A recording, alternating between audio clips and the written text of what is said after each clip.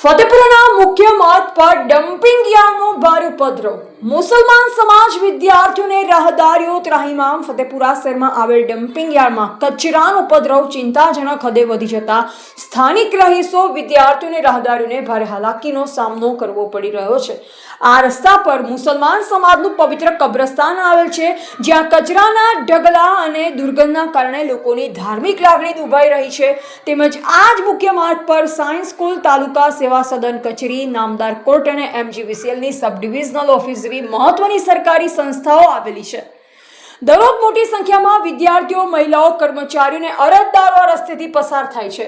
Dumping યાર્ડમાંથી આવતી અસહ્ય દુર્ગંધ, ગંદકી અને મચ્છરોના ત્રાસથી રોગચાળો ફેલાવાનો ભારે ભય ઊભો થયો છે. સ્થાનિક મુસલમાન સમાજ અને નાગરિકો દ્વારા આ ગંભીર સમસ્યા અંગે અગાઉ મામલતદારશ્રીને આવેદનપત્ર આપી તાત્કાલિક નિરાકરણ લાવવા રજૂઆત કરવામાં આવી, છતાં તંત્ર દ્વારા હજુ સુધી કોઈ નક્કર કામગીરી કે સફાઈ કરવામાં આવી નથી, જે કારણે સ્થાનિકોમાં ભારે રોષ વ્યાપી ગયો છે. સ્થાનિક રહીશો અને મુસલમાન સમાજની માંગ છે કે તંત્ર દ્વારા આ બાબતે સત્વરે ધ્યાન આપવામાં આવે, ડમ્પિંગ યાર્ડનો કચરો દૂર કરી યોગ્ય વ્યવસ્થા કરવામાં આવે અથવા તેને અન્યત્ર ખસેડવામાં આવે. જો વહેલી તકે ઉકેલ નહીં આવે તો નાગરિકો દ્વારા ગાંધી ચિંધ્યા માર્ગે આંદોલન કરવાની ફરજ પડશે. આ ડમ્પિંગ યાર્ડ માટે, ડમ્પિંગ યાર્ડની ગંદકી દૂર કરવા માટે અમારા સમાજના આગેવાનો દ્વારા વારંવાર પંચાયત ઓફિસમાં રજૂઆત કરવા છતાં કોઈ પણ સભ્ય અથવા તો સરપંચ સાહેબ સાંભળતા નથી અને એનો કોઈ બી આજ દિવસ સુધી કોઈ નિકાલ આવેલ નથી.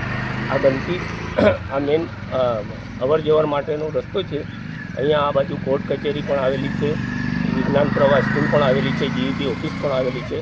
તમામને અવર જવર કરવા માટેની બહુ તકલીફ પડે છે અને હમણાં એટલી બધી ખરાબ પોઝિશનની અંદર આ રોડ થઈ ગયો છે કે ડમ્પ યાર્ડનું જે બી કંઈ ગંદકી છે બધી રોડ પર આવી ગઈ છે અને એટલી દુર્ગંધને ખરાબ પોઝિશનમાં દુર્ગંધ મારે છે કે અહીંયાથી આવતા સમયમાં, ટૂંક સમયમાં આનો જો નિકાલ નહીં આવે તો રોગચાળો ફાટી નીકળવાની શક્યતા છે.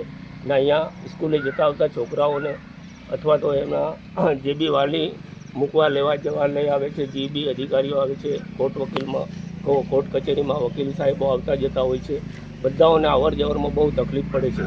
તો આના માટે જે કંઈ હોય એ તાત્કાલિક યોગ્ય ધોરણે જલ્દીથી જલ્દી એનો નિકાલ આવે એવી કોશિશ કરી અને આને આ કચરો જેમ મળે તેમ સફાઈ કરાવે અને ડમ્પિંગ યાર્ડ બંધ કરવા મહેરબાની કરશો. આપનું નામ?